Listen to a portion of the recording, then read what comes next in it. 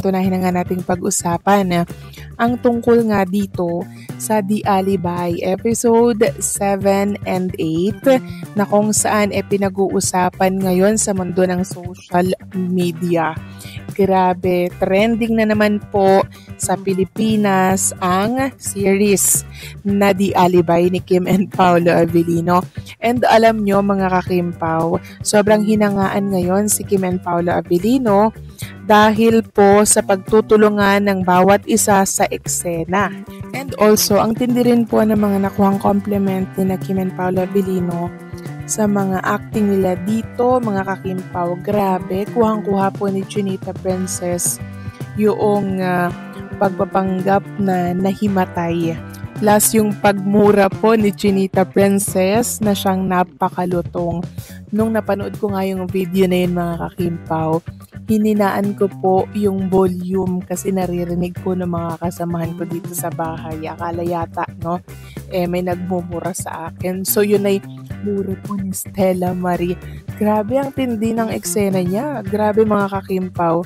Talagang bibilib kayo dito kay Kim and Paolo Avellino. May pagka-action po kasi yung episode ng 7 and 8 ngayon. And also, mixed emotion po talaga mga kakimpaw. At umani na naman ito ng mga positive comments mula po sa mga Kimpaw fans. Lalo na yung eksena doon ni Kim and Paolo Avellino na kung saan nagyakapan sila, 'di ba? Sa gilid po ng dagat. Ni Vincent, doon gagawin ko ang lahat para linisin ang pangalan natin sa bayakap. O diba, kinilig ang lahat.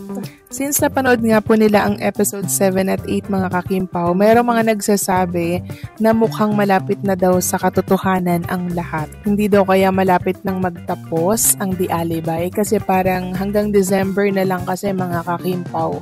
Or December na lang, parang 2 months lang siyang magra-run sa Prime Video page. Ibig sabihin, malapit na nga siyang matapos mga kakimpaw, 'di ba? Mapibiti naman ang mga Kimpaw fans niyan.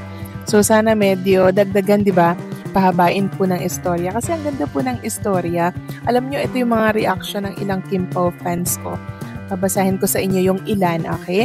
Sabi dito ni Eunice, Kim x Paolo Supremacy, Dreamscape and ABS-CBN.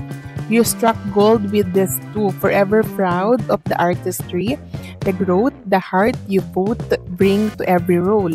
Proud Kimpaw fangirl forever. So on point, diba? More series and movie for Kim and Paolo Avellino. Kasi sobrang galing po nilang dalawa. Grabe. Talagang nakuha nila mga kakimpaw yung atensyon, yung gigil, di ba, ng mga manonood kanina ng The Alibi dyan sa Prime Video PH. So, kudos kay Kim and Paolo Avellino. Sobrang galing. Talagang nag-level up po yung acting skills ni Chinita Princess dito. Talagang bigay todo siya sa mga sa mga actingan niya. Talagang kuhang-kuha niya po mga kakimpaw yung dapat na i-acting niya po sa mga role niya bilang si Stella Marie. Grabe! Ibang level na naman ang ginawa ni na Kim Chiu at Paolo Avellino sa The Alibi. Hindi katakataka kung bakit sinasabi ng mga fans na pinayak nila ang buong bansa. Ramdam na ramdam kasi ang emosyon.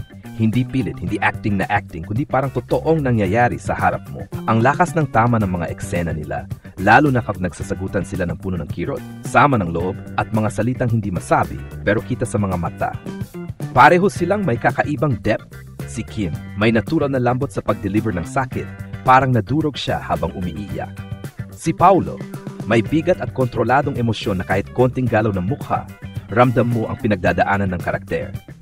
Kapag pinagsama mo ang acting style nila sa isang seryeng puno ng tension at misteryo tulad ng The Alibi, lalabas talaga ang eksenang parang sasabog ang dibdib mo sa emosyon. Kaya ang daming viewers ang napagrabe, hindi ko kinaya yun. Ipinapakita lang nito kung gaano kalaki ang growth nila bilang actors. Hindi na lang sila basta love team o kilig pair, subok na silang dalawa sa heavyweight na acting. At yung chemistry nila, hindi lang pang rom-com, pang heavy drama rin na sumasampal sa puso. Trending factor ang daming nababasa online na nagsasabing best performance nila to so far. Hindi man official, ramdam mo ang collective reaction ng netizens. Character alignment. Ang roles nila ay swak na swak sa strengths nila bilang dramatic actors. Emotional pacing. Kung mapapansin, hindi sila umaarte na magulo. Controlled, subtle, pero tumutusok. Ito yung klase ng acting na hindi sumisigaw, pero malakas ang dating. Impact sa viewers. Yung tipong pagtapos mo na episode, dala mo pa rin yung sakit o bigat. Hindi lahat ng artista kaya yun. Kung ganito ng ganito ang bibitaw nilang eksena, hindi nakapagtatakang maraming nagsasabing pang-award ang performance nila. Grabe, kung pag-uusapan ng impact ng acting, ibang klaseng suntok sa puso ang binigay ni Kim Chiu at Paulo Avellino sa Dialibi. Hindi lang sila umarte, nagbigay sila ng emosyon na parang totoo. Parang hindi mo pinapanood ang teleserye, kundi buhay ng dalawang taong nagmahal, nasaktan at nagkamali.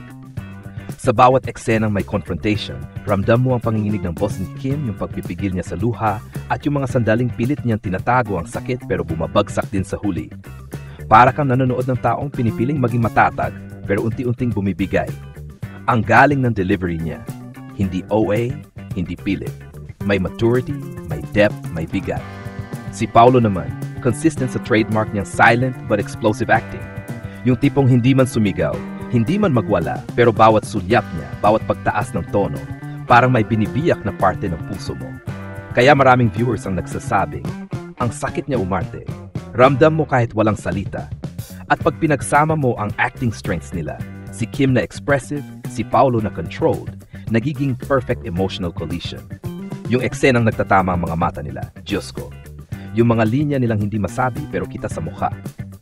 Yan yung klase ng acting na nagpapahinto sa tao. Nagpapaiyak kahit hindi mo intensyon umiyak. Hindi nakakagulat na trending ito. Hindi nakakagulat na sinasabi ng fans na pinaiyak nila buong bansa. Dahil bihirang mangyari na sa isang serye, parehong lead actors ay sabay na nagbibigay ng performance na may ganitong caliber. Raw, mature, at emotionally heavy. Natural chemistry. Hindi lang romantic chemistry ang meron sila, meron din silang emotional chemistry na bihira sa on-screen pairs. Growth as actors. Kitang-kita na parehong nag-level up sila. Hindi sila umaasa sa kilig, mas nagpo-focus sila sa storytelling. Impact sa audience. Ang daming nagsasabing hindi nila kayang panoorin ng hindi napapahinto dahil sa bigat ng eksena. Authenticity. Hindi sila nagmamadaling magpaluha. Hinahayaan nilang mag-build up ang emosyon kaya mas sumasampal. Ang The Alibi ay nagiging malaking turning point para sa Kim Pao. Kung dati sila ay kilala sa chemistry at charm, ngayon nakikita sila ng mas maraming tao bilang dramatic actors na may kayang lumaban sa kahit sinong bigatin sa industriya. Nagiging mas malalim ang tingin sa kanila, hindi lang bilang artists kundi bilang storytellers. Dahil sa bawat eksena nila, hindi ka lang nanood. Nadadala ka, nasasaktan ka at minsan, sumasabay ka pang umiyak. Sa totoo lang, ang masasabi ko sa balitang ito ay malinaw. Tumama talaga sa puso ng mga tao ang ginawa ni Kim at Paulo. Ang The Alibi ay hindi lang basta trending dahil sa storyline. Trending ito dahil sa bigat at galing ng performance ng dalawang lead. Kaya nung kumalat ang balitang pinaiyak nila ang buong bansa, hindi na nakakapagtaka. Nararamdaman ng audience kapag genuine ang acting at dito walang arte, walang pilit, puro totoo ang emosyon. Bakit malakas ang dating ng balita? 1. Authentic emotionally charged scenes. Hindi ito typical teleserye tears. Yung iyak nila may pinanggagalingan, may lalim. Evolved acting. Pareho silang mas mature umarte ngayon. Kita ang growth nila bilang artists. 3.